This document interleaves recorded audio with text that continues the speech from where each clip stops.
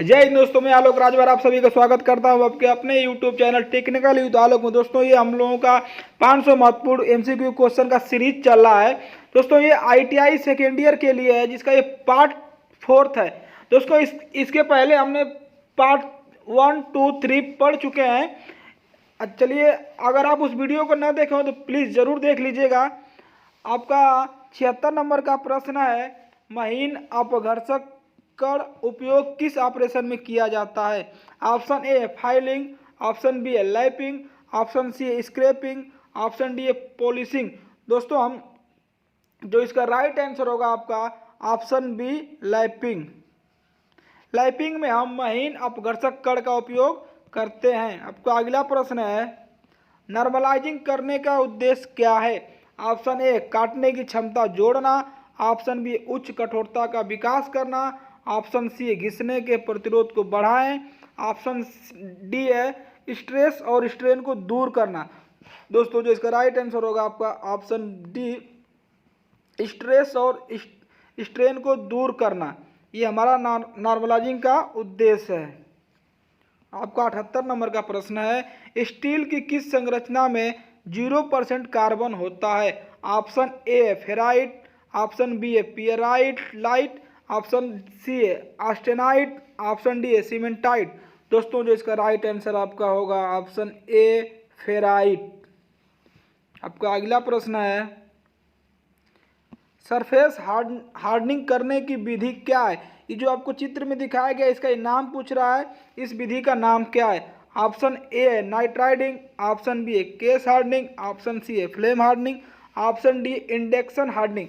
जो आपका इसका राइट आंसर होगा ऑप्शन डी इंडक्शन हार्डनिंग। आपका अगला प्रश्न है, यूनिडायरेक्शनल टॉर्क को प्रेषित करने के किस प्रकार की कुंजी का उपयोग किया जाता है? ऑप्शन ए फ्लैट सैंडल की, ऑप्शन बी है टेपर सैंक की, ऑप्शन सी है वुडफट की, ऑप्शन डी है फेदर की। दोस्तों जो इसका राइट आंसर होगा आपका ऑप्शन डी फेदर की। आपका अगला प्रश्न है, रिंग गेज का उपयोग क्या है? ऑप्शन ए छेद व्यास की जांच करना, ऑप्शन बी है बाहरी व्यास की जांच करना, ऑप्शन सी है टेपर शाफ्ट की जांच करना, ऑप्शन डी आंतरिक थ्रेड व्यास की जांच करना। जो इसका राइट आंसर होगा आपका ऑप्शन बी बाहरी व्यास की जांच करना। अगर आपसे कोई क्वेश्चन पूछता है कि आंतरिक थ्रेड व्यास की जांच करने के लिए किस गेज का उपयोग करेंगे, तो आपका आंसर होगा थ्रेड प्लग गेज। आपका अगला प्रश्न है, आंतरिक धागे की सटीकता की जांच करने के लिए किस गेज का उपयोग किया जाता है? ऑप्शन ए है आपका रिंग गेज, ऑप्शन बी है स्नैप गेज, ऑप्शन सी है thread ring gauge, option D है सेंटर गेज। जो इसका राइट आंसर होगा आपका answer C, option C thread ring gauge. आपका अगला प्रश्न है 83 नंबर का। ये जो आपको चित्र में गेज दिखाया गया इसका नाम पूछ रहा है, गेज का नाम क्या है? Option A ring gauge, option B snap gauge, option C है taper ring gauge, option D internal thread gauge. दोस्तों जो इसका राइट आंसर होगा आपका option C taper ring gauge. Taper का मतलब दोस्तों देखिए, आप ये टेपर में बनाइए, ये चित्र जो देख रहे हैं इसको टेपर में, इसलिए इसका नाम क्या है? Taper ring gauge. आपका अगला प्रश्न है, विशेष आयाम के लिए स्लिप गेज निर्माण करने की प्रक्रिया क्या है? ऑप्शन ए ग्रेड एक्यूरेसी के साथ बनाया गया, ऑप्शन बी है ब्लॉक की न्यूनतम संख्या, ऑप्शन सी है ब्लॉक की अधिकतम संख्या, ऑप्शन डी है छोटी स्लिप गेज की ब्रिंगिंग शुरू करें। जो इसका राइट आंसर होगा आपका ऑप्शन डी छोटी स्लिप गेज से ब्रिंगिंग शुरू करें। अगला प्रश्न है आपका 85 नंबर का, कौन सी प्रक्रिया मिलने वाले घटकों के बीच फीट की गुणवत्ता में सुधार करती है? Option A filing, option B है टर्निंग, ऑप्शन सी है ग्राइंडिंग, ऑप्शन डी है लैपिंग। दोस्तों जो इसका राइट आंसर आपका होगा ऑप्शन डी लैपिंग। दोस्तों अगर आपसे कोई क्वेश्चन पूछता है लैपिंग का अलाउंस कितना होता है, तो होता है 0.01 mm इसका अलाउंस होता है। अगर आपसे पूछता है लैपिंग का उपयोग हम क्यों करते हैं, तो अति परिशुद्धता से फिनिशिंग करने के लिए हम लैपिंग का उपयोग करते हैं।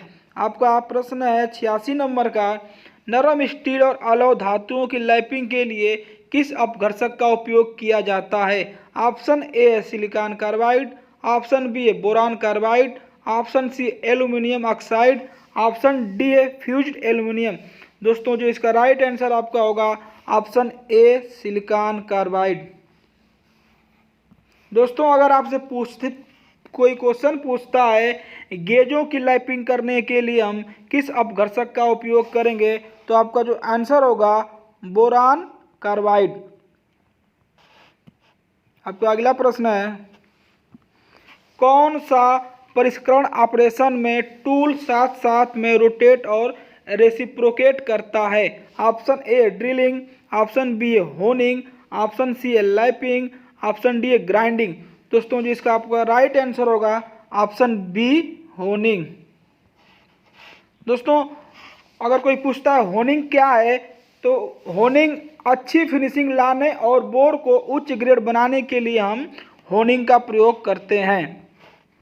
आपका अगला प्रश्न है, रिंग प्रकार के लैप में छेद क्यों प्रदान किए जाते हैं? ऑप्शन आपका ए है स्नेहन के लिए, ऑप्शन बी है गर्मी को दूर करना, ऑप्शन सी है लैप कंपाउंड को पकड़ने के लिए, ऑप्शन डी है दक्षता बढ़ाएं।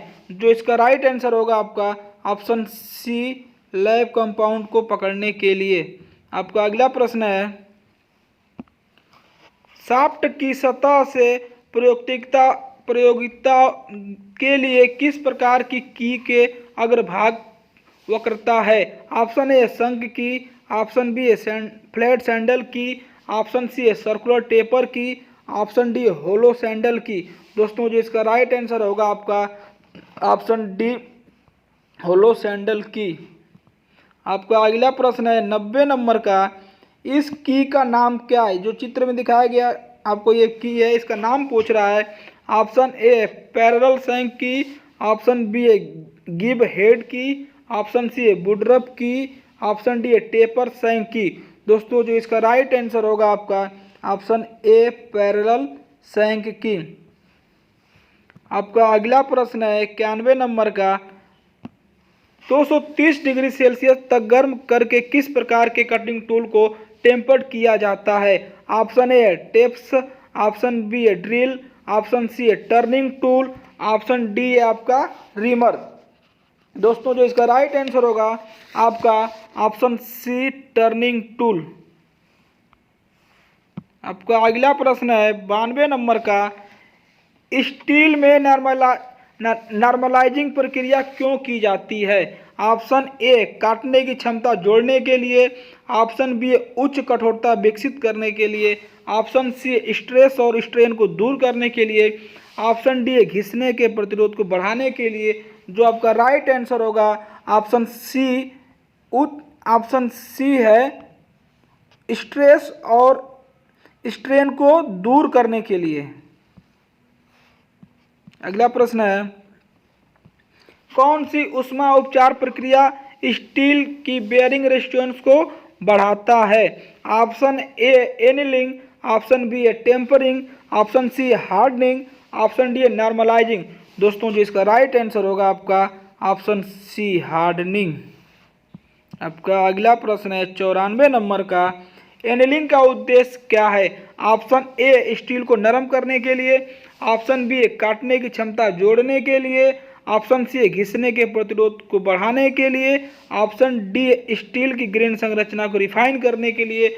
जो इसका आपका राइट आंसर होगा ऑप्शन ए स्टील को नरम करने के लिए। आपका अगला प्रश्न है 95 नंबर का, स्क्वायर हेड स्क्रू में कॉलर क्यों प्रदान किए जाते हैं? ऑप्शन ए कार्य की सतह सुरक्षित रखने के लिए, ऑप्शन बी सिर की चौड़ाई बढ़ाएं, option C leak proof joint प्रदान करने के लिए, ऑप्शन डी साधनों के लिए पहुंच प्रदान करें। जो इसका राइट आंसर होगा आपका ऑप्शन ए कार की सतह सुरक्षित रखने के लिए। आपका अगला प्रश्न है, टेपर प्लग गेज का उद्देश्य क्या है? ऑप्शन ए परफेक्ट फिट के साथ छेद की जांच करें, ऑप्शन बी अंडर के थ्रेडेड डाया की जांच करें, ऑप्शन सी है परफेक्ट फिट के साथ टेपर छेद की जांच करें। ऑप्शन डी है बाहरी व्यास की टेपर्ड एक्यूरेसी की जांच करें। जो इसका राइट आंसर आपका होगा परफेक्ट फिट के साथ टेपर छेद की जांच करें। ये हमारा टेपर प्लग गेज से हम इसको कर सकते हैं। आपका अगला प्रश्न है 97 नंबर का, एडजस्टेबल रिंग लैप में स्लॉट क्यों दिए जाते हैं? ऑप्शन ए स्नैन के लिए, ऑप्शन बी क्लियरेंस देने के लिए, ऑप्शन सी है विस्तार के लिए, ऑप्शन डी है लैपिंग कंपाउंड की फीडिंग की अनुमति देने के लिए। दोस्तों जो इसका राइट आंसर होगा आपका 97 नंबर का ऑप्शन डी, लैपिंग कंपाउंड की फीडिंग की अनुमति देने के लिए। आपका अगला प्रश्न है कौन सा अपघर्षक में उत्कृष्ट कटाई गुण नहीं होता है और महंगा है? ऑप्शन ए हीरा, option B boron carbide, option C silicon carbide, option D aluminium oxide. दोस्तों जो इसका राइट आंसर होगा आपका option B boron carbide.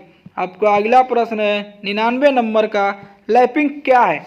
Option A filing operation, option B grinding operation, option C chiselling operation, option D precision finishing operation. जो इसका right answer होगा 99 number का आपका option D precision finishing operation. आपका अगला प्रश्न है 100 नंबर का, इस लैप टूल का नाम क्या है? दोस्तों जो आप चित्र में दिखाया गया टूल का नाम पूछ रहा है। ऑप्शन ए है slip bush lap, option B adjustable ring lap, option C adjustable solid lap, option D है चार्जिंग सिलिंड्रिकल लैप। दोस्तों जो इसका राइट आंसर होगा आपका ऑप्शन है स्प्लिट बुश लैप।